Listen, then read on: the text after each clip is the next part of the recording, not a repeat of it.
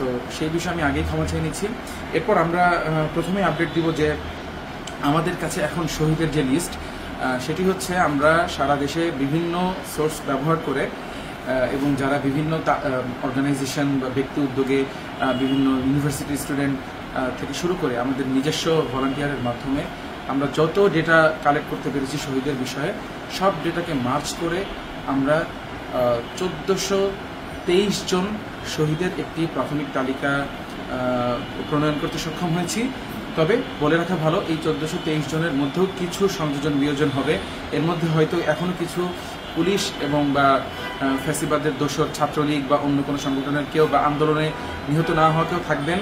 আমরা সেই ভেরিফিকেশনের কাজটি এবং ভ্যালিডেশনের কাজটি চলমান রেখেছি এবং আপনাদেরকে জানিয়ে রাখা উচিত যে আমরা সারা দেশে ডিসি মহোদয়দেরকে আহ্বায়ক করে একটি কমিটি প্রণয়ন করেছি স্বাস্থ্য মন্ত্রণালয় থেকে, যেটি করা হয়েছে।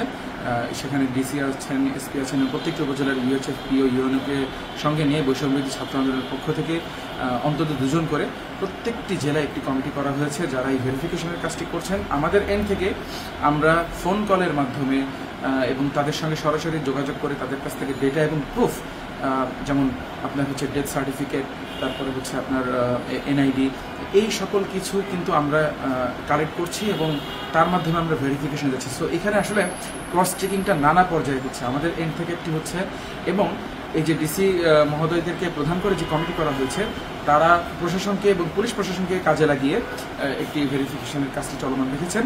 সো আমরা আশাবাদী যে হয়তো সেটি 1423